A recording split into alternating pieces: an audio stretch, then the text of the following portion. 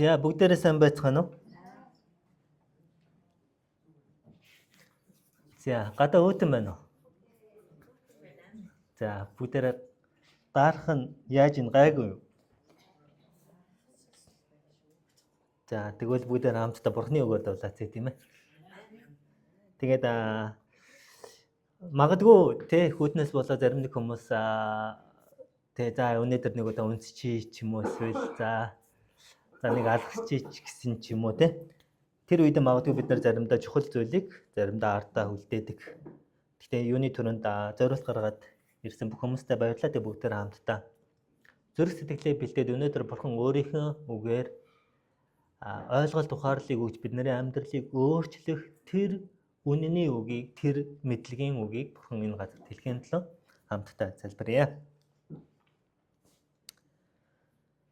За бидний хайртай аав минь бид нар таныхаа өмнө ирээд залбирч та бол итгэмжтэй та үргэлж итгэмжтэй байдаг тандаа талархын. Тэгээд энэ цагт та өөрийн ариун сүнсний оршихугаараа бид нартай хамт байгаа гэдэгт итгэж байна. Та яг одоо бидний зүрх сэтгэлийг бэлтгэж та өөрийнхөө үгээрээ биднийг ятгаж, та биднийг хурцлж, та биднийг өнгөлж, та биднийг зүлгэж, та биднийг өөрчлөгдсөн амьдралаар хөтлөн дагуулж, та биднийг шинчлэн өөрчилж өгөөрэй. Тэгээд энэ цагаа тань даатгай таны хүү Есүсийн нэрээр талархан залбирч байна. Амен. За бид нар хамтдаа Тимот номоос явж байгаа. Тэгээд Тимот номынхаа өнөөдөр 20 дугаар бүлгийг хамтдаа харах болно. Тэгээд өнөөдөр бас энэ бүлэг маань биднэрт бас нэлээд хэдэн чухал ойлголт ухаарлуудыг өгөх хэсэг байна. Тэгээд хамтдаа юуны түрүүнд Библийн ишлэлийг уншийе. 1-р Тимот 20 дугаар бүлэг. Юуны өмнө гуйлт, залбирал, зуучлан залбирал, талархлаа бүх хүний төлөө өргөж байхыг чамаас чин сэтгэлээсээ гуйж байна. Бүх талаараа сүсэг бишрэлтэй бусдын хүндлийг хүлээсэн амар жимэр, амар тайван амьдрыг гэвэл хаад болон эрх мэдэлтэн бүрийн төлөө залбирхан зүйтэй. Инхэн бидний аврагч бурхны өмнө сайн бөгөөд тааламжтай. Тэрээр бүх хүнийг аврагдаж үнний мэдлэг рүү ирээсэй гэж хүсдэг. Яагаад гэвэл ганц л бурхан байна. Ганц л бурхан байдаг. Бурхан ба хүмүүсийн хооронд ганц л зууч байна. Тэр бол хүмүүн Есүс Христ билээ. Тэрээр зохистой цагтаа гэрчлэл болж бүгдийн төлөө өөрийгөө төлөөс болгон өргөсөн юм аа. Үүний төлөө би тунхаглагч, элч, бас хүү, хайр ба үнэнээр бусад үндэстнүүдийн багш болсон билээ. Би худал яриаггүй. Тэмд ирчүүдийг уур уцаар хэрүүл маргаангүйгээр ариун гараа өргөж газар бүрт залбираасаа гэж хүсдэг. Үүнчлэн эмэгтэйчүүд өөрсдийгөө өсний сүлжээс алт сувд эсвэл үнэт хувцаар гоёх бус харин даруй ёс журамтай зохистой хувцаар гойч сүсэг бэсрэлтэй эмэгтэйд нийцэх сайн үсээр өөрсдийгөө чимэглэг. Эмэгтэй хүн дуугүй байж бүрэн дуулууртаагаар суралцах учиртай. Эмэгтэй хүн эр хүнд заах эсвэл түүний захирахыг би зөвшөөрөхгүй харин дуугаагүйхэн л байг. Учир нь Адам эхлээд дараа нь Хава бүтээгдсэн юм аа. Адам эхлэгдээгүй харин эмэгтэй нэмэгдэгдэж тэрслэгч болсон. Гэвч эмэгтэйчүүд ёс журамтай байж итгэл хайр ариун амьдралыг сахих аваас хүүхэд төрүүлснээрээ аврагдана гэж. За ерөнхийдөө яг энэ 20 дугаар бүлгийг харах юм бол эхний 1-7 дугаар ишлэгийг харах юм бол бидний амьдрал дээр бид нэр эрх барьж байгаа хүмүүсийн төлөө, эрх баригчдын төлөө бид нар зуучлан залбирах ёстой гэсэн санаа байгаа. Тэгээ энийг би илүү тайлбарлаж хэлнэ. Тэгээд 8-аас 15 дугаар ишлэлдэр эрчүүд эмэгтэйчүүдийн тухай бас дурдсан баг. Тэгээ өнөөдөр миний голлон ярих 3 зүйл нь зуучлан залбирагч хүний тухай би нэлээд хэлж өгнө. Тэгээд эрэгтэйчүүд эмэгтэйчүүдийн тухай ер нь өөрснийгөө хэрхэн анхаарч яг ямар байр суурьтай, ямар үзэл бодолтой байх вэ гэдэг тал дээр хэлж өгнө. За эхний хэсгийг харах юм бол эрх баригчдын төлөө зуучлан залбирах бусдын төлөө бүх хүний төлөө залбирал, гуйлт, талархлаа илэрхийлдэг байгжилж. Бүх хүний төлөө, бусдын төлөө залбирал, гуйлт, талархал илэрхийлдэг байх. Энэ нь ямар ашиг тустай юм бэ гэхээр юуны түрүүнд энэ нь бурхны өмнө тааламжтай гэж хэлдэг. Та бусдын төлөө залбирал гуйлтаа өргөж байгаа бол энэ нь таны хувьд Бурхны өмнө энэ тааламжтай гэж хэлээд байна. Хоёрт тухайн хүн оршин сууж байгаа газараа амар жим амьдрахын тулд тийм ээ одоо нэгэсэндээ тайван амгалан амьдрахын тулд ингэх хэрэгтэй гэж хэлсэн байна. Бид нэр оршин суугаа газараа амар амгалан амьдрахын тулд бид нэр эрх баригчдын төлөө, удирдлагчдын төлөө, тэр удирдлагч Бурханд итгэдэг байна уу, итгэдэггүй байна уу, тэ ямар шийдвэр гаргаснаас үл хамааран бид нэр тэр удирдлагч нарын төлөө залбирч явах ёстой гэж хэлж байгаа. Яагаад залбирал гуйлтаа өргөх нь тийм чухал агаад байгаа юм бэ гэхээр яг энэ Библийн текстэн дээр байгаа Бурхан өөрөө бүх хүнийг аврагдаж үнний мэдлэг рүү ирээсэ гэж хүсдэг гэж хэлээд байгаа. Бурхан бүх хүнийг аврагдаж үнний мэдлэг рүү ирээсэ. Тэгээд Бурхан хүмүүсийн донд нэг л зууч байгаа, тэр бол Есүс Христ. Есүс Христ бидний төлөө өөрийнхөө амийг зориулж бид нарыг Бурхантай харилцаатай болгосон тэр зуучлан зохисон одоо нэгэн байгаа даа. Тэгэхээр бид нар үнэхээр Есүс Христэд талархаад баршгүй. Яагаад гэхээр өмнө нь бид нар Бурханаас алс хол байсан бол Бурхан өөрөө бид нарыг өөрийнхөө хүүхдүүд болох эрхийг Есүс Христээр дамжуулаад бид нар энэ зүйл нь бидний хувьд боломжтой болсон юм аа. За тэгээд би нэг зуучлан залбирсан одоо Библиэлд байдаг те Итгэлийн баатруудын нэг 2-3 түүхийг жишээ авч хэлнэ. Тэр нь юу байсан бэ гэхээр та нар санаж байгаа бол одоо нэг Мосег нэг уул руу гараад Бурхан залбирах хооронд Израильчууд юу байсан бэ гэхээр таны бидний өмнө илгээсэн тэр хүнд юу тохиолдсныг бид нар мэдэхгүй байна гэдээ Ааронд хэлээд нөгөө өөрснийхөө эмийг үнэт эдлээ цуглуулад туулыгээ түндэ мөрөгдөх харамсалтай ийм түүхийг бид нар мэднэ. Гэхдээ Мосегийн хийсэн зүйл юу байсан бэ гэхээр өөрийнхөө Израильчуудын ард түмний өмнөөс зөөчлөн залбирсан. Энэ ард түмнийг та устгахгүй битгий устгаач. Та энэ ард түмнийг та уучлаач, нэгүслэлээ үзүүлээч гэж зөөчлөн залбирсан байна. Тэгэхээр Мосегийн залбирлаар дамжуулаад бүхэл бүтэн тэр үндэстнийг аварч байгаа ийм үйл явц байгаа. Хоёрт нь бид нар бас ямар түүхийг мэддэг вэ гэхээр Эхлэл номон дээр Авраам Бурхантай ярилцдаг энэ Содом хотод та Эхлээд Бурханы өмнө ирээд Авраам юу гэж асуудаг вэ гэхээр та зөвхт хүнийг зөвхт бус хүнтэй хамт устгах уу гэж асуудаг. Тэгтээ Бурхан юу гэж хэлдэг вэ гэхээр би зөвхт хүнийг зөвхт бус хүнтэй хамт нь устгахгүй гэж хэлдэг. Тэгээд Авраам Бурханаас асуугаад та тэр хотод 50 зөвхт хүн байвал та тэр ард түмнийг устгах уу? Тэгээд та зөвхт хүнийг одоо нөгөө зөвхт бус хүнтэй цуг хамтд нь устгах нь танаас хол байгээ гэж хэлдэг. Тэгтээ Бурхан юу гэж хэлдэг вэ гэхээр би устгахгүй гэж хэлдэг. Тэгээд хэрвээ 50 хүнээс 5 хүн дутвал гэж Авраам бас асуудаг тийм ээ. 5 хүн дутвал та тэдгээр хүмүүсийн төлөө тэр хотыг устгах уу гэж асуудаг. Тэгтээ Бурхан юу гэж хэлдэг вэ гэхээр би устгахгүй гэж хэлдэг. Яг иймэрхүү байдлаар 40 хүн, 40 зөвхт хүн, 30 зөвхт хүн, 20 зөвхт хүн, 10 зөвхт хүн байвал та энэ хотыг устгах уу гэж асуудаг. Яг ийхүү Авраам зуучлан залбирч байгааг бид нар энэчээс харж байна. Гэхдээ харамсалтай энэ төр хотоос бид нар яг энэ түүхийг мэддэг бол 10 зөвхт хүн олддоггүй тийм ээ. За сүүлийн нэг жишээ болохоор Даниэл байгаа. Тэгээ Даниэл яаж зуучлан залбирсан бэ гэхээр Израилийн ард түмний төлөө гим нүглийг нь улаан залбирсан баг. Бид нар Даниэлийн номыг бид нар хамтдаа судалсан, яг номлолууд явсан тийм ээ. Та хэрвээ санаж байгаа бол Даниэл өөрийгөө оруулаад бид бүгд таны өмнө энэ муу мухайг үйлцсэн байна. Та бидний гим нүглийг уучлаач гэж өөрөө тэр ард түмний өмнөөс яг ингэж гимшиж улаан залбирч байгаа. Тэгээд энэ нь бас яагаад бас чухал вэ гэхээр Эхезекиэл ном дээр бас нэгэн яг ийм яагаад чухал вэ гэдгийг хэлэхээс өмнө дахиад нэг ишлэг харъя. Тэр нь та бүхэн дэлгэцэн дээр харуул. Эхезекиэл номны 29-өөс 30 дахь ишлэлдэр ямар ишлэл байгаа вэ гэхээр энэ нутгийн ард түмэн бусдыг лөөвөрдөж хулгай дээрэм хийдэг. Тэд ядуу зүудэг, дарлаж, цагаачдаг, шудраг бусаар дарангуйлдаг. Энэ газар нутгийг устгуулахгүй гэж миний өмнө хан хэрмийг барьж цөмөрхий зогсох хүнийг би тэдний дундаас хайсан боловч хэнийг ч олсонгүй гэж хэлж байгаа. Одоо энэ ч юу гэж хэлж байгаа вэ гэхээр бурхан тэг яг энэ ард түмний төлөө зуучлан залбирах хүнийг хайсан баг. Тэр хан хэрмийг барих, тэр цөмөрхий зогсох, тэр ард түмний төлөө зуучлан залбирах хүнийг хайсан боловч нэгийг ч ямар ч хүнийг олсонгүй гэж хэлж байгаа. Тэгээд яг энэ ишлэл яг ямар нөхцөл байдалд хэлэгдсэн бэ гэхээр Иерусалим хот цөөхөөс өмнөх яг энэ үйл явд байгаа. Тэгээд бурханы сүүлчийн анхаарал болгоод нэг нь эссэн.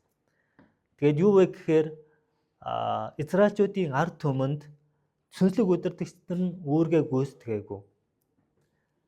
Мөн тэнд байсан ард түмнүүдээс гадна хинэн ч хариуцлага хүлээж яг тэр үүргийг хүлээж залбираагүй.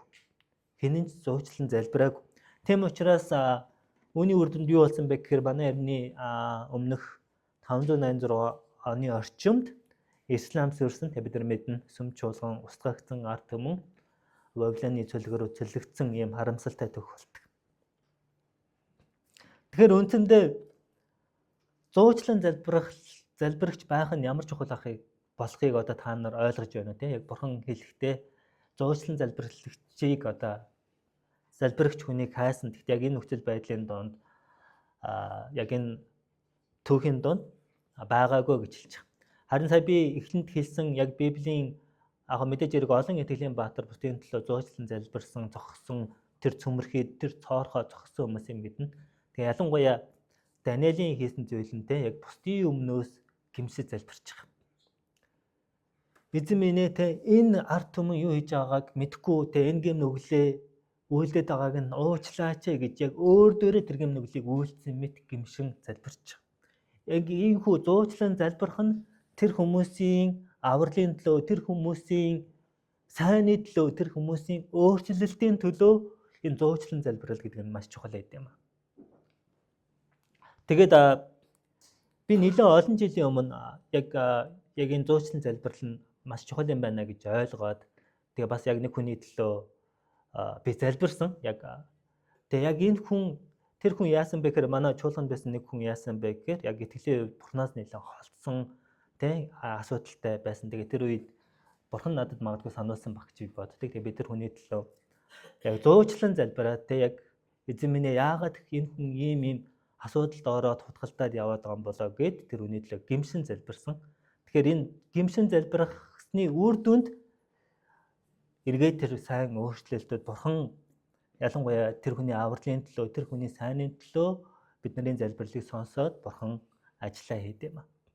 Тэгэхээр ялангуяа би юу гэж зөвлөдөг вэ гэхээр бидний ойр дотнд байгаа хүмүүсийн донд зарим маш олон хүнд асуудал орчихсон хүмүүс явж идэг тийм ээ. Тэгэхээр тэр үед би юу гэж хэлдэг вэ гэхээр тэр хүн бурхныг мэдэхгүй байгаа учраас бурхны үгний үнэнийг мэдэхгүй байгаа учраас магадгүй та тэр хүн өөрийнхөө тэр алдаа дутагдлыг олж харах хүртлээр харахгүй жиж магадгүй тийм. Яг тэгэхээр тэр хүн юун зөв юун үнэн гэдгийг дэнсэж мэдэхгүй учраас би юу гэж хэлдэг вэ гэхээр магадгүй та тэр хүний төлөө гимшин залбираарай гэж хэлдэг. Яагаад гэхээр энэ нь чухал байгааг та ойлгож байна тийм ээ. Зуучлан залбирх нь үнэхээр тэр хүмүүсийн юу гэдгийг яг бодит байдал дээр яг амьдрал дээр тэр хүмүүс маш тийм хүнд хэцүү дарамт асуудал сүнслэг хүлээс дотор байж идэг. Харин бид нар бурхны өмнө ирээд тэдгээр хүмүүсийн төлөө яг зуучлан залбирх нь тэр хүмүүсийн чөлөөлтийн төлөө, тэр хүмүүсийн авралын төлөө, тэр хүний ойлголт ухаарлын төлөө, эргэлтийн төлөө бид нар залбирч хийдэм аа. Тэгснээрээ бурхны нэгүсэл тэр хүний амьдралд өгөгдөх боломжтой. Бурхны ажил тэр дунд явагдах боломжтой болт юм аа. За тэгэхээр эхний хэсэгтэр ерөнхийдөө бид нэрээ олж харах хэрэгтэй юм. Өнөөдөр би яг зуучлан залбирагч мөн үү? Би бусдын төлөө, хүн нэг бүрийн төлөө, эрх баригчдын төлөө, хажуудаа байгаа найз нөхдийнхээ төлөө, гэр бүлийнхээ төлөө би зуучлан залбирч яг тэр хинч залбирахгүй байгаа хэсэгтэр би очиод зуучлан залбирч байна уу гэж та өөрснөөсөө асуух хэрэгтэй. Тэгээд яг энэ дээр ялангуяа Паул бүр энийг чин сэтгэлээсээ гуйж байна гэж хэлсэн байгаа тийм. Юуны өмнө та нар залбирал, зуучлан залбирал, талархлаа бүх хүний төлөө өргөж байхыг би чин сэтгэлээсээ хүсэж байна гэж хэлээд байгаа. Энэ нь бидний одоо ашигтай одоо тухайн орон нутгийнхаа бид нар эрх баригчдын төлөө залбирах нь тийм, нэгсэндээ бид нар өөрснөө амарч одоо тайван амгалан амьдрахын тулд тэ бурхан тэр удирдлагын тэр удирдагч нарын зүрх сэтгэлд ажиллаа хийхийн тулд энэ нь чухал байгаа. Энэ нь бас бурханы өмнө тааламжтай гэж хэлээд байгаа.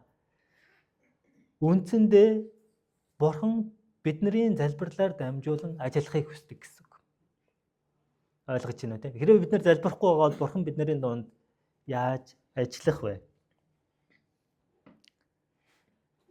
Тэгээд бидний хамгийн том тод жишээ болохоор Есүс Христ бидний төлөө бас зуучлан залбирч байдаг. Бидний төлөө зуучлагч нэгэн бас бидний гэм нүгэлтэй байхад Есүс өөрөө энэ дэлхийд ирээд өөрийнхөө амийг зориулаад бид нарыг бурхантай амьд харилцаатай болгосон юм аа.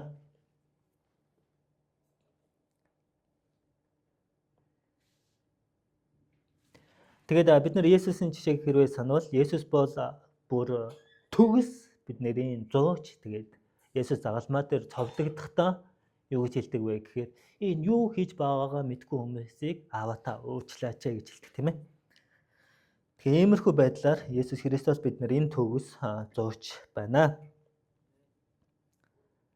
За тэгээд 20 дугаар хэсэг дээр нь миний ярих бас ойлголт өгөхийг хүсэж байгаа зүйл нь яг 8-15 дахь ишлэлээр эрчүүд эмэгтэйчүүдийн тухай ярьсан тийм ээ. Тэгэхээр эхний ээлжинд би эрчүүдийн тухай ярив. Тэгээд эрчүүдийн тухай яриа гэсэн чинь эмэгтэйчүүд баярлж байна. Тэ за эрчүүдийг сайн хэлээд өгөөрэй, сайн захиад өгөөрэй гэж магадгүй зарим нэг нь бодчих магадгүй гүйчээч магадгүй тийм ээ. Тэгэхдээ бид нэр аль алийг нь сонсоход биднэрт бас хэрэгтэй. Тэгээд ялангуяа эрчүүдийн тухай яг энэ Тимот ном дээр юу ч хэлсэн бэ гэхээр эрэгтэй хүний тухай яг энэ 8 дугаар ишлэлдэр 4 зүйлийн тухай хэлсэн байгаа. Тэгээд тэрний юу байсан бэ гэхээр өөр утгаар хэрүүл маргаангүйгээр ариун гараа өргөж газар бүрт залбирдаг байгаасай гэж хүсдэг гэж хэлээд байгаа. Тэгэхээр эхний хоёр зүйл нь болохоор өөр утгаар хэрүүл маргаангүйгээр гэж хэлсэн. Өөр утгаар хэрүүл маргаангүйгээр гэж хэлсэн. Тэгэхээр магадгүй эрчүүдийн хувьд энэ өөр утгаар гэдэг бол нийтлэг том асуудлуудын нэг нь бас болдог бах. Зарим эрчүүдийн хувьд уур хилэнгээ захирч чаддаг юм, хэрүүл маргаан хийдэг, биеэ захирч чадаагүйгаас болж бас томоохон асуудлууд үүссэн тохиолдлуудыг бид нар бас мэддэг. Тэгэхээр уур уцаартай холбоотой зүйл хэлэхэд хүн болгонд мэдээж хэрэг тодорхой хэмжээнд уур уцаар байдаг. Гагцгүй тэрийг зөвөр удирдах чадаж байна уу гэдэг нь чухал агаадах. Тэрийг зөвөр удирдах захирч чадахгүй байгаагаас бид нэр ихэнхдээ одоо нэг тийм өөрийнхөө уурыг захирч чадахгүй байгаа зөвөр одоо тэрийг зохицуулж чадахгүй байгаа хүмүүсийг бид нар юу гэж хардаг вэ гэхээр энэ бол ууртай хүн гэж бид нар тодорхойлдог. Тэгдэг үү. Тэгээ юм л болгон ингээд нэг уурлал уураар асуудал хандаад байгаа хүн мэдээж хэрэг бидний амьдралд зөв зөвлөлд магадгүй жоохон бид нар ууртай тийм байр суурьтай байж болно. Гэхдээ Библиэлд юу гэж яддаг вэ гэхээр гол нь Эфес 4:26 дээр уурлавч гим нүгэл бүү хий гэж байгаа. Уур хилэнгээ нар жаргатал битгий тэ гэж хэлж байгаа.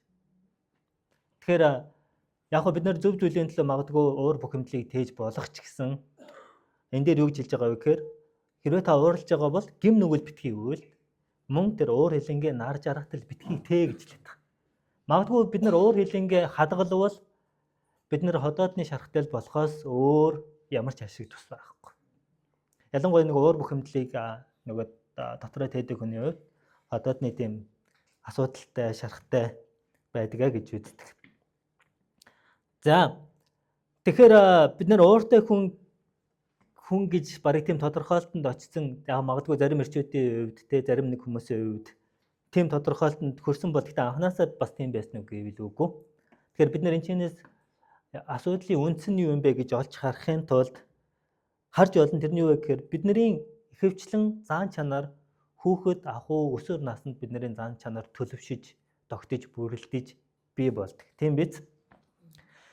Тиймээс ихэвчлэн хүүхдийг багадна тий магадгүй өсвөр наснд нь аауд нь хүүхдээ хайхраагүйгээс болоод магадгүй хүүхэд тэр гомдол тий уур уцаарыг тээж тэр уур уцаарынхаа асуудлыг шийдээгүйгээс болоод ирээдүйд яг тэр уур хилэнтэй бас хүн болж болдог. Нэг зүйл нь болохоор бидний нөгөө нэг ууртай хүн болох шалтгаан тий бидний сэтгэлийн шаарах өмнө шийдэгдээгүй тэр уур уцаарын асуудал аав нь хүүхдээ хайхраагүй тэр орчинд магадгүй өсөж тий өссөн бол магадгүй энэ зүйл нь биднэрт бодитоор нөлөөлдөг нэг зүйл байгаад. Тэгэхээр бид нар яг энэ зүйлийг зөвөр олж харж зөвөр бид нар нөгөө өөрсдийнхөө уур хилэнгийнхаа асуудлыг захирч сурахын тулд би яг энэ байж болох хоёр чухал мэдээж хэрэг олон шалтгаан байж болно. Гэхдээ байж болох би хоёр шалтгааныг илүү онцолж хэлээд байгаа гэсэн. Нэг нь юу вэ гэхээр бид нар яг хүүхэд ахуу тий яг өсвөр наснда бид нар тий янз бүрийн сэтгэлийн шаарах уур уцаарынхаа асуудлыг шийдээгүй магадгүй аав нь хүүхдүүдээ хахараагүй байдлаас болоод энэ зүйл бидний амьдралд өөртөө хүн болж төлөвшөхөд бас нөлөөсөн нэг зүйл нь байдаг.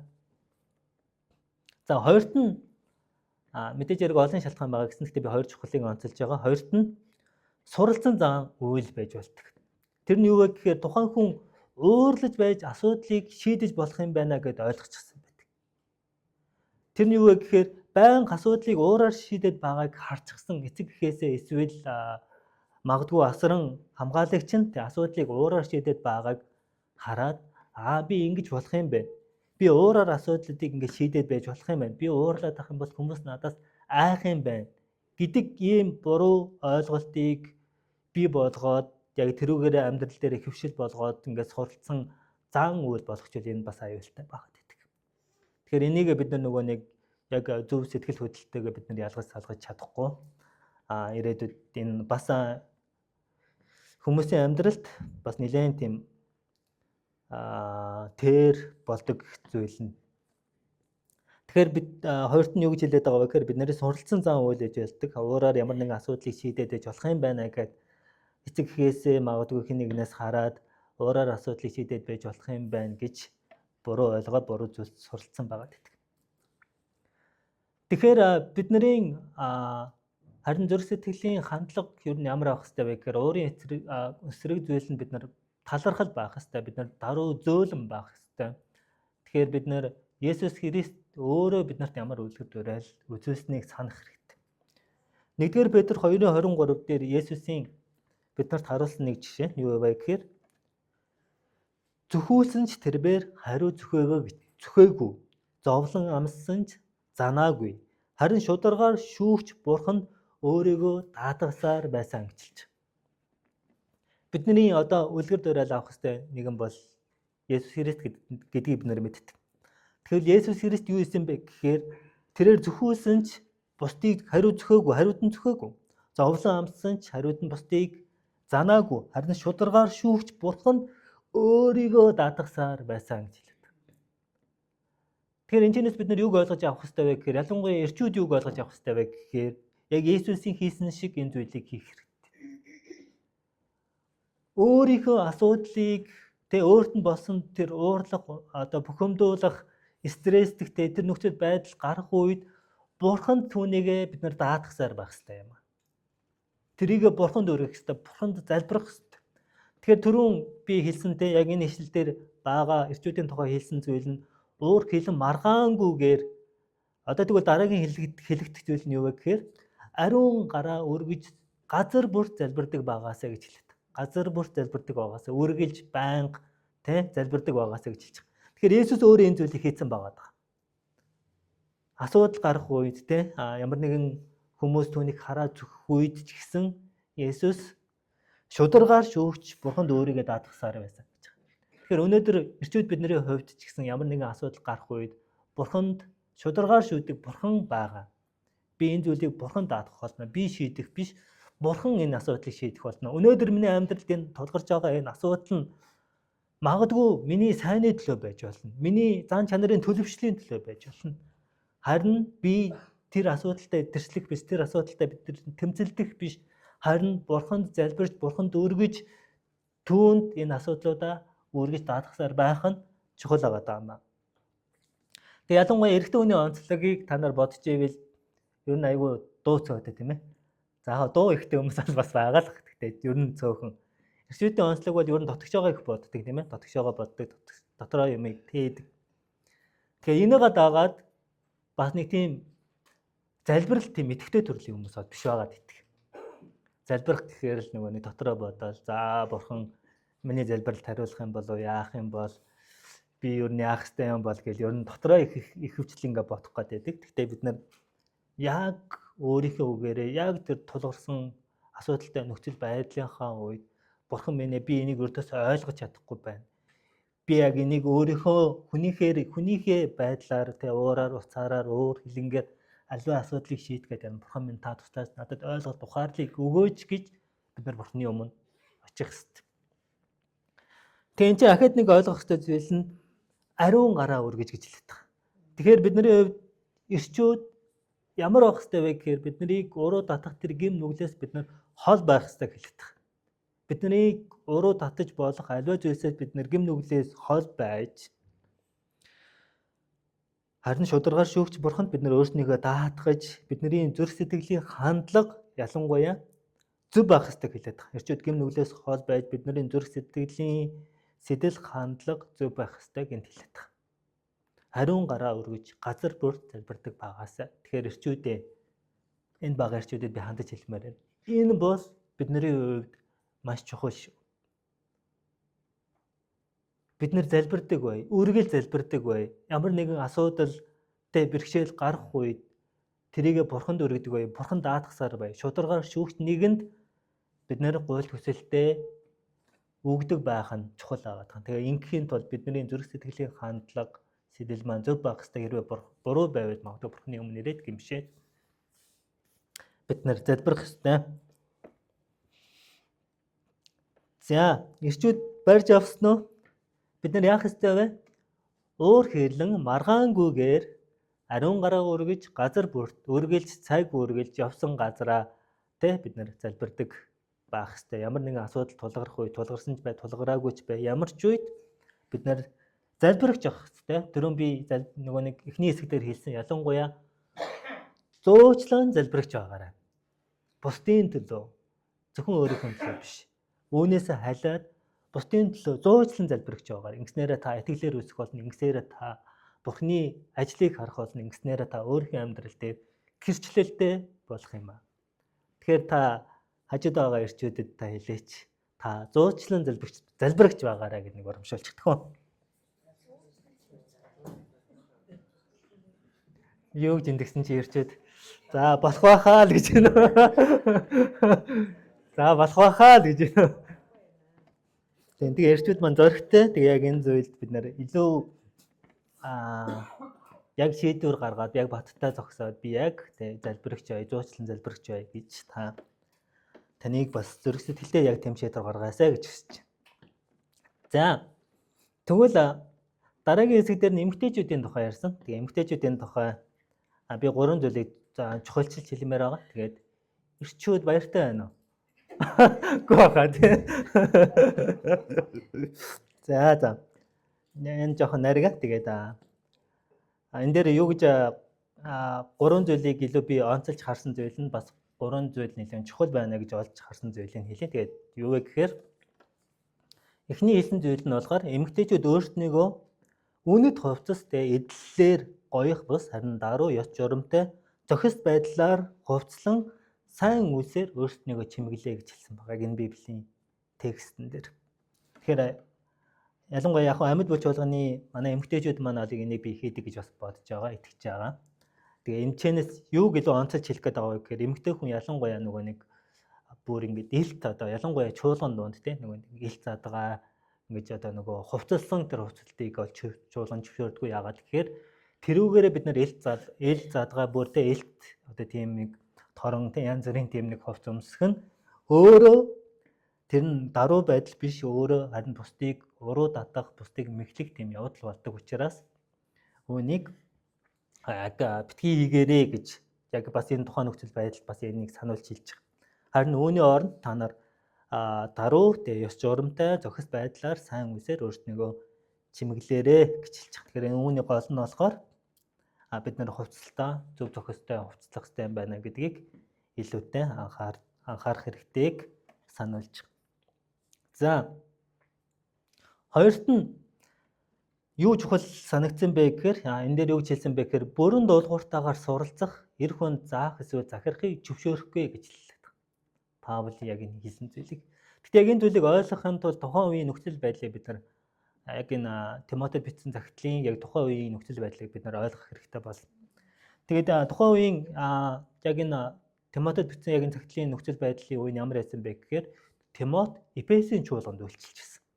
Тэгэхээр Эфесийн чуулганд ер нь ямар асуудлууд байгаад исэн бэ гэхээр тэр чуулган донд тэгээ яг Эфес хотод тэгээ ер нь ямар асуудлууд байгаад исэн бэ гэхээр олон янзын шүтэн шүтлэгтэй асуудлууд байгаад исэн.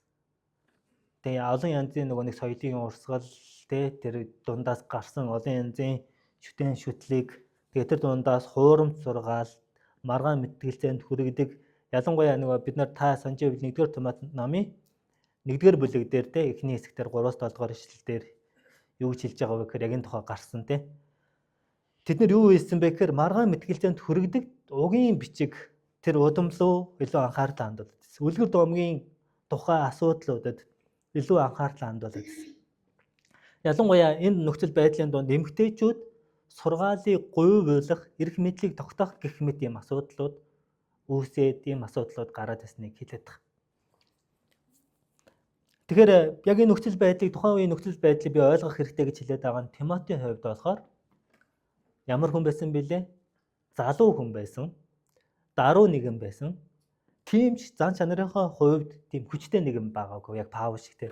Паул бол одоо бүр айгүй тийм итгэлийн хувьд бол айгүй хүчтэй тийм бид нэр яг энэ зүйл дээр бац зогсох хэрэгтэй. Тийм сүнснийхээ хувьд тулгыг өмс гээл ийм одоо нэг хүчтэй төрлийн хүн байгаа. Гэтэл Тимотийн хувьд болохоор хараахан тэр зан чанар төлөвшөөгүй даруй тий залуу хүн дээрээс нь тийм хүчтэй зан чанартай биш байсан.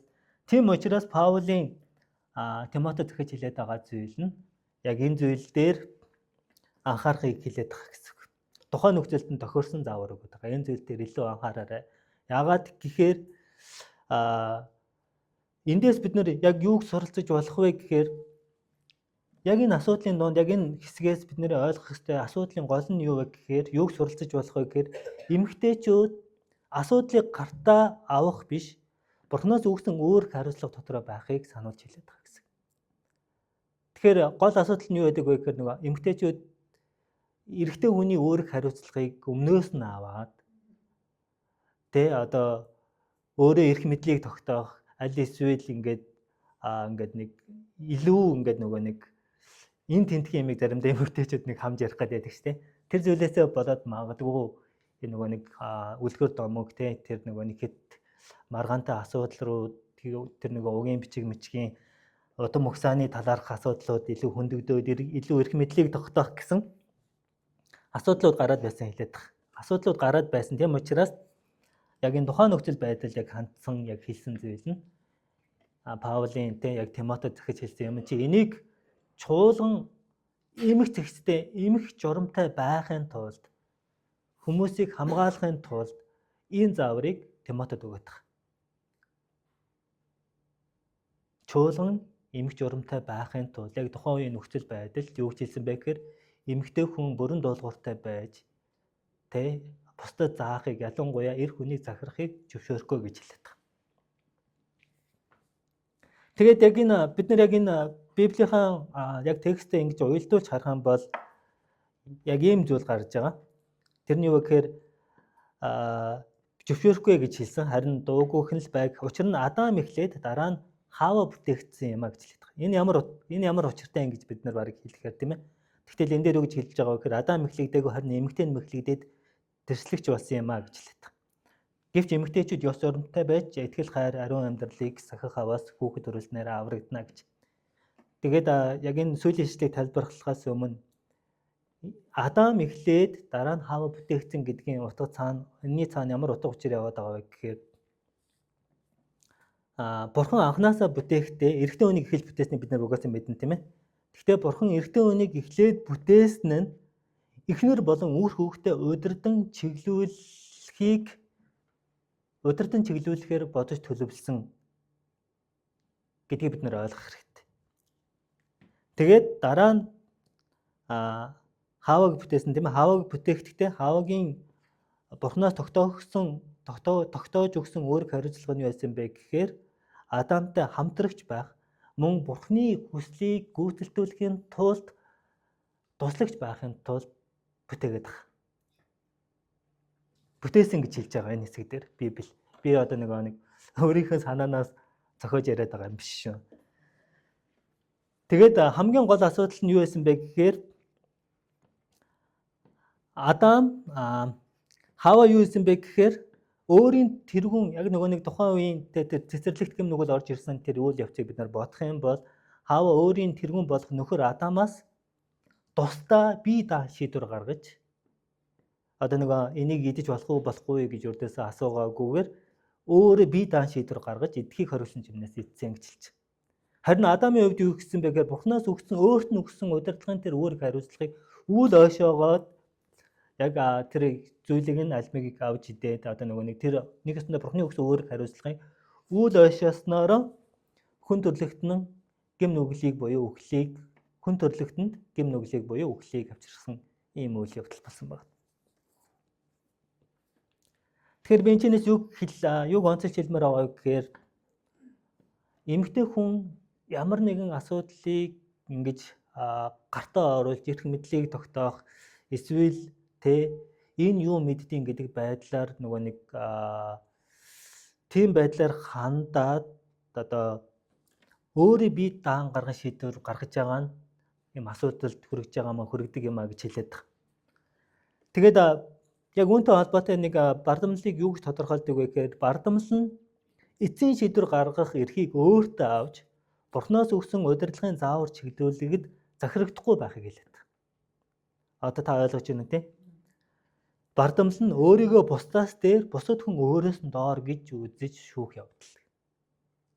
Тэгэхээр энэ ганцхан эхнэр нөхрийн харилцаанд донд биш, чуулганы удирдлага, магадгүй нийгэм биднийг эрх барьж байгаа, бидний ажлын дарга эсвэл ямар нэгэн та удирдлагын доор байгаа бол хэрвээ таны хандлага зөв байвал танаас ийм зүйл гарахгүй гэсэн. Хэрвээ таны хандлага удирдлагаа үйл ойшоосон Бурханы таны дээр тавьж өгсөн удирдлагыг үйл ойшоо эцсийн шийдвэрийг та өөрөө гаргаж би мэдтiin энэ хүн юугаа мэдтiin манай нөхөр юугаа мэдтiin манай дарга юугаа мэдтiin манай дарга зөвхөн өөр урдгаа хийхээс өөр юм мэдэхгүй гол юмыг бид нарыг мэдээд байна гэж ярих биш.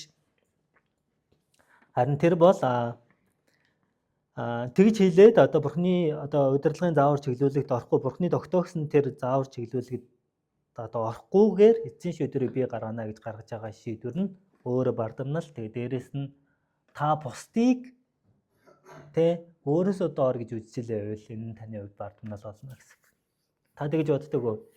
Одоо заримдаа бидний хувьд сул зан чанартай бидний итгэлийн ахын дүүсийн донд тийм хүмүүс байдаг. Гэхдээ бид нар тэрийг байгаагаар нь хүлээж авах хэрэгтэй. Гэхдээ тэр сул зан чанартай тийм хүмүүсийг бид нар хараад энэ нөхөр юугаа мэдтээ би одоо мэдж байгаагаар яшиг юм байдлаар хандчихъя гэвэл тэр нэг төрлийн бардамнал байх нэ. Тэгэхээр энэ ч бид нар суралцж болох ёстой зүйл нь Бурханаас тогтоож өгсөн удирдлагада тухайн хүн өсвөл дорооч бай, ямар ч хүн бай. Бид нар тэр хүнийг үл ойшоохгүй харин Бурханаас тэр хүнийг миний амьдрал дээр тогтоож өгсөн удирдлага гээд дуулууртаа дагах хэрэгтэй. Харин тэгхгүйгээр үл ойшоогоод би даан шийдвэр гаргах нь өөрөө дуулуургүй байдал буюу бардамнал юм а гэж хэлээд байгаа. Ойлгож байна уу тийм ээ? За тэгэхээр бидний яг энэ Библиэр гарч байгаа яг энэ текстээс бид нэр олж харах хэрэгтэй чухал зүйл нь хоёр дахь чухал зүйл нь энэ багтах. За гурав дахь нь бүр сони юм яригдах гэдэг. Тэрний юу вэ гэхээр 15 дахь ишлэгийг харах юм бол гэвч эмэгтэйчүүд ёс журамтай байж итгэл хайр ариун амьдралыг сахих аваас хүүхэд төрүүлснээрээ аврагдана гэх. Энийг та юу гэж ойлгож байна? Энийг ингээд бид нар зүгээр ингээд хальт уншихад айгүй сони юм шигтэй. Энэ ишлэлийг уншаад бид нар магадгүй гайхаж чочирдож магадгүй. Юу вэ гэхээр энэ юу яриад байгаа юм бэ? Хүүхэд төрүүлснээрээ одоо аврагдана гинүү? ямар ойлгомжгүй те юу вэ ишлэл вэ гэж барыг хэлэх бах. Тэгээ хүүхэд өрүүлээгүй хүмүүс нь тэгээ аврагдахгүй юм уу? Гэх мэт асуултууд бидний хувьд бол төрөх бах. Тэгэхээр энийг тийм тайлбарлаж өгнө. Тэгэхээр аврагдана гэсэн утга нь илүү өргөн утгатай хэлэгдэж байгаа болохыг би тайлбарлаж хэлнэ.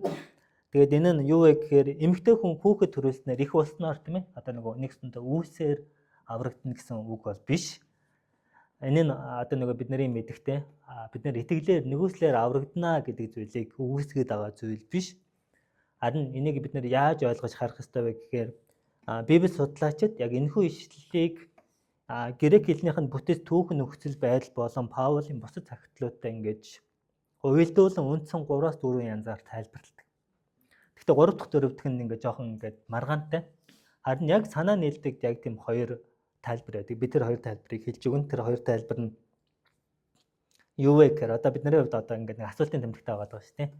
Эмэгтэйчүүд ёс журантай байж итгэл хайр ариун амьдралыг сахих аваас хүүхэд төрүүлснээрээ аврагдана гэдэг энэ ишлэлийн яг утга учир тайлбар нь юу юм бэ гэж. За тэгвэл хүмүүсийн яг тухайн үеийн судлаачдын яг үзэж байгаагаар судалснаар одоо нөгөө бусад түүхэн нөхцөл одоо Паулийн бусад захидалтай уялдуулан тайлбарсан тайлбар нь юу вэ гэхээр энэ дээр хүүхэд төрүүлэх гэж байгаа. Тэгээд яг энэ хүүхэд төрүүлэх гэдэг нь тодорхой нэг төрөлтийг буюу ялангуяа нөгөө нэг Есүс Христийг Христийн мэндэлснийг одоо нөгөө нэгсэндээ илэрхийлж байна гэж ойлгож болдог. Тэгэхээр яг энэ үнэндээ бас тийм байх болцоотой бид нэр хэрвээ та санаж байгаа бол Эхлэл номын 3 дугаар бүлгийн 15 дугаар ишлэлдэр хүн төрлөختөн уналтад орсны дараа тэр ишлэлдэр юу гэж яддаг вэ гэхээр те эмэгтэй хүнээс төрөх өөр могоон толгойг нэцлэх болно гэж хэлдэг.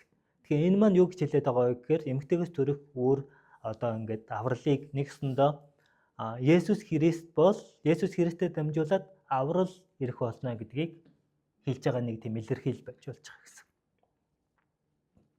Тэгээ энэний өмнөх бас ишлэлээр те нөгөө нэг Есүс Христ бол бидний зууч юм а. Есүс Христ бол яг зөв цагтаа гарч ирж гэрчлэл болсон биднийг бидний төлөө зуучлан зогссон тэр төгс зууч юм а гэж хэлсэн. Тэгэхээр эхний тайлбар нь юу вэ гэхээр яг энэ хүүхэд төрөөснөрөө аврагдана гэдэг нь яг магадгүй яг энэ илэрхийллийг давхар одоо нэг харуулж хэлж байгаа. Тэгээ Есүс Христ эмэгтэй хүнээс ялангуяа Хевлидээ ариун сүнсээр би бас Есүс Христ дэлхийд ирээд хүн төрлөختний гэм нүглээс аваад яг ийм зүйл бас нэг бид нар мэддэг. Тэгэхээр энэ зүйлийг бас хэлж ийна гэж хэлдэг. Тэгэхээр яг энэ үндэслэл нь юу вэ гэхээр яг энэ Эхлэл номны 3:15 дахь хэлсэн яг энэ зөвнөлттэй холбоотой бас нэг хэлдэг тайлбар байх нэ. За, хоёр дахь тайлбар нь юу байдаг вэ гэхээр эмэгтэй хүн дуудлага биелүүлснээр аврагдах болно. Аврагдах болно гэхээс илүү авралаа илүү нэг батжуулах, батлах, харуулах, илүү харуулах гэдэг талаас хэлж болно. Тэгэхээр ерөнхийдөө нөгөө нэг энэ бол орчин үеийн Евангелийн итгэгчдийн донд байдаг төгөөмөл одоо яг нөгөө нийтлэг хүмүүсийн санаа нийлдэг тайлбар байгаа. Аврагдах гэдэг нь зөвхөн нэг там даваажингийн асуудал биш. Харин итгэгч хүний амьдралын гэрчлэл одоо эмэгтэй хүн одоо нөгөө нэг энэ дээр хэлсэнтэй нөгөө ариусгал зөвхт юу гэж хэллээ. Итгэл хайр ариун амьдралыг сахих аваас гэж хэлээд байгаа. Итгэл хайр ариун амьдралыг сахих аваас гэж хэлээд байгаа. Тэгэхээр итгэгч хүний амьдралын бас нэг зорилго нь бид нар нөгөө нэг яг бурхан дээр ирэх үедээ бидний доторх байгаа тэр хуучин хүний тэр нөгөө нэг бид нар ингээд бурхан дээр ирэх үедээ бурханыг таньж мэдэх үедээ бид нар ингэж өөрснийгөө олж харж гимшиж ариусгаж байдаг. Яг энэ үйл хэвцийг хэлээд байгаа. Тэгэхээр итгэл бидний амьдралын гэрчлэл ариусгалыг бас яг энэ хэлж байгаа юм гэж хэлж байгаа. Тэгэхээр энэ ч бас ахиж ойлгох хэрэгтэй зүйл нь яг тухайн үеийн нөхцөл байдал нь Эфес дэх яг энэ дээр хэлж байгаа тайлбар нь Эфес дэх тэр хуурамч багш нарын эсрэг бас одоо нэг энэ цагтл бичигдсэн гэдгийг ойлгох хэрэгтэй. Тэгэхээр энэ чинь ямар асуудал яг энэ Эфесийн чуулганд бас байгаад ирсэн бэ гэхээр 1-р Тимотей 4:3 дээр харах юм бол тэнд ямар утгатай ишлэл байгаа вэ гэхээр зарим эмэгтэйчүүдийн нөгөө нэг гэр бүл болохыг одоо нэг хүүхэд төрүүлэхийг үүсгэж байгаа юм зүйл гарч байгаа. Тэгтэл чи одоо нэг юу гэсэн үг юм те хөөхд төрүүлэхийн одоо нэг үгүйсгээд байна гэдэг чи одоо юу гэсэн үг юм тийм ээ. Тэгтэл тентхийн зарим эмэгтэйчүүд гэр бүл өөр хүүхэд төрүүлэхийг үгүйсгэж эрх мэдлийг булаа хандлагатай байсан гэж хэлээд байгаа. Тэгэхээр нэг тухайн үеийн нөхцөл байдал дээр нөгөө эмэгтэй хүний нөгөө нэг үзэл бодол одоо нөгөө нэг ялангуяа эмэгтэй хүний бурхноос өгсөн хамгийн чухал дуудлагын нэг нь бол үр хүүхдээ өсгөн хүмүүжүүлэх, бурхныг таньж мэдэх амьдралаар өсгөж хүмүүжүүлэх нь байгаа.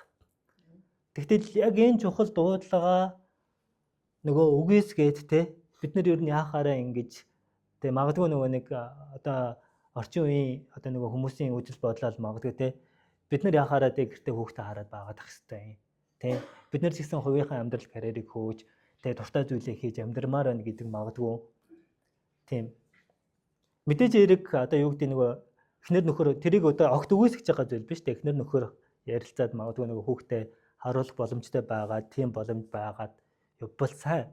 Гэтэл үнэндээ бидний гол зүйлээ одоо нөгөө нэг эмэгтэй хүний гол дуудлага нь өөр хүүхдээ өсгөж хүмүүжүүлэх гэдэг. Гэтэл энийг бид нар орхитуулаад өөр ямар нэгэн тэр үзэл бодол хуурамч үзэл бодол руу автаж өөр зүйлийг одоо тэрийг эрэлхийлэх нь өөрөө зөв биш юм а гэдгийг үүнд хэлээд байгаа гэсэн үг. Одоо ойлгогдож байна уу те? Тэгэхээр эмэгтэйчүүдийн одоо нин төрөний хамгийн чухал бурхнаас өгөгдсөн үнэтэй маш үнэтэй чухал эрхэм дуудлагын нэг бол өөр хүүхдээ өсгөн хүмүүжүүлэх дуудлага юм аа.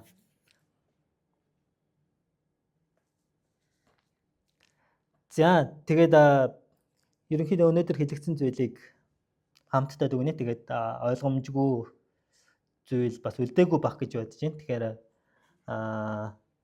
бидний хувьд өнөөдөр 3 талбар хэсэг рүү ярьсан тийм ээ. Нэг нь зуучлан залбирагч байх тухай хэлсэн. Хүн бүр бид нар зуучлан залбирагч бай. Ялангуяа тэр цоорхоод хин нэгний төлөө хинч зогсохгүй байгаа газарт бид нар очиод бусдын төлөө ойр дотныхоо төлөө аав ээжийнхээ төлөө магадгүй итгэдэггүй бидний ахын дүүс дотор хин нэгэн байдаг ах дүү найз нөхөд хин байдیں۔ Тэр хүмүүсийн төлөө бид нар зуучлан залбирах боломжтой. Бурхан өөрөө зуучлан залбирагч байгаасаа гэж хүсдэг. Энэ нь Бурханы өмнө тааламжтай гэж хэлсэн. Тэгээд эрчүүд эмэгтэйчүүдийн тухай анхаарах ёстой яг энэ Библийн текстээр хэлсэн зүйлийг би хэлсэн. Тэр нь юу вэ гэхээр эрчүүдийн хувьд ялангуяа уур хилэн хэрүүл маргаан хийхгүйгээр илүү хүлээцтэй байгаад гэм нүглээс хол байгаад ялангуяа нөгөө нэг хэрүүл ам нөгөө нэг уур уцаарын дунд одоо нөгөө нэг гэм нүгэлтэй байдал руу орох маш амархан магадгүй бие захирч амаа захирч чадаагүйгээс болж магадгүй бусдыг хараа зөвхөх хүртэл асуудлууд хүртэл байж болно. Гэхдээ харин тэгхгүйгээр тэр асуудлаас хол байж ариун гараа өргөж газар бүрт залбирдаг байгаасаа гэж хэлсэн. Тэгэхээр эрчүүдтэй тэгээ бүгдээр хамтдаа залбирагч бай. Цаг үргэлж ямар нэгэн асуудал гарахад Есүсийн үлгэр жишээг санаж Есүс Христ Бурханд шударгаар шүүгч нэгэнд өөрийгөө даатгасаар байлаа гэсэн шиг бид нэр өөрснийхөө нөхцөл байдалд ямар нэгэн асуудал тулгарх үед залбирлаараа, гуйлтаараа, зуучлан залбирлаар, талархлаар Бурханд өөрснийхөө хүсэлтийг, өөрснийхөө байдлыг, өөрснийхөө нөхцөлийг мэдүүлдэг баяа. Яагаад гэхээр Бурхан яг энэ зүйлийг бид нараас эрчүүдээс хүсдэг байх нэ. За эмэгтэйчүүдийн тухай 3 зүйлийг онцолж хэлсэн. Нэгт нь мэдээж ярих зөв зохистой хувцлах тал дээр анхаараарай гэж хэлсэн. Энэ нь юу гэж хэлээд байгаа вэ гэхээр бид нэр илүү дотоод зан чанар дээр эмэгтэйчүүдийг анхаараасай даруй зан чанарыг илүү эрхэмлээсэй гэж хэлээд байгаа. Хоёрт нь болохоор нөгөө нэг эмэгтэйчүүд ямар нэгэн байдлаар нөгөө асуудлыг гартаа авах нөгөө за эмэгтэйчүүд гэхгүйгээр эрчүүд ч гэсэн магадгүй яаж болно штэ нөгөө дарга нарынхаа хийж байгаа юмыг хараад энэ ч юу хийгээд байгаа юм гэж бас бардамнахгүйгээр Бурханаас тогтоосон бидний амьдрал Бурханаар тогтоогдож өгсөн ямар нэгэн удирдлага доороо бид нар дуулууртай байж тэрийг нь даах нь чухал гэж хэлээд байгаа. Харин бид нар бардамнаж энэ хүн юу мэдтiin эсвэл тэр удирдлагыг бид нар үл ойшоож түүн захирагдахгүй байснараа бид нар дуулуургүй байдал бардамлыг дотроо байлгах вэ гэж бид нар болгоомжлох хэрэгтэй гэсэн. Бардамнал гэдэг нь тэ бусдыг өөрөөсөө доор гэж үзэж тэ Бурханаас тогтоож өгсөн удирдлагыг үл ойшоохыг түүнд захирагдахгүй байхыг хэлээд байгаа. Тэгээ гуравт нь эмэгтэйчүүдийн дуудлага тэ ялангуяа одоо хүүхэд төрүүлсэн ч бай төрүүлээгүй ч бай итгэл гайр ариу амьдралыг сахах нь одоо яг тэд нэр эмэгтэйчүүдийн хувьд одоо нэг өөрийнхөө тэр одоо нэг хийх ёстой тэр дуудлага одоо нэг Бурханаас өгсөн зүйлээ хамгийн сайнараа биелүүлж өөрийнхөө авралыг баталж ингэж харуулж байгаа жишээг хэлээд байгаа. Эмэгтэйчүүдийн хувьд энэ дээр хэлсэн итгэл тэ хайр тэ бие авч явж байгаа байдлаараа яг энэ зүйлийг бас харуулдаг гэж хэлж байгаа. Итгэл хайр ариун амьдралыг сахих аваас гэж. Тэгэхээр бид нарын яг нэг аврагдах гэдгийг шууд утгаар бид нар ойлгохгүй байгаа тийм яг Есүс Христийг бас төлөөлж хэлсэн байна. Нөгөө талаас яг нөгөө төөхөн нөхцөл байдал Эфес хотын чуулганд эмэгтэйчүүд тийм нөгөө нэг ялангуяа нөгөө хүүхэд төрүүлэх асуудал төр баг юм одоо заавал төрүүлэх ёстой биш тийм нэг жоохон эсрэг тийм буруу зүйлүүдийг жоохон тийм гацсан зүйлүүдийг ярьсан учраас яг ийм сануулга ялангуяа чуулганыг эмх замбраатай эмх журамтай байлгахын тулд Тимотед ийхүү зааварчилгааг өгсөн байна. Тэгээд өнөөдөр энэ яригдсан зүйлээс бидний өөрсдөө дээр бодох зүйл нь тий бурхан минь ээ. Өнөөдөр энэ хэлэгдсэн зүйл миний амьдралд ямар нэгэн талбар дээр тий таны өмнө тааламжгүй зохисгүй амин хуваа хичээсэн тий магадгүй тань залбирдаггүй хойрог тий бурханы хүслийг үгүйсгдэг ямар нэгэн зүйл байх вэ бурхан минь тийм бол та биднийг уучлаач.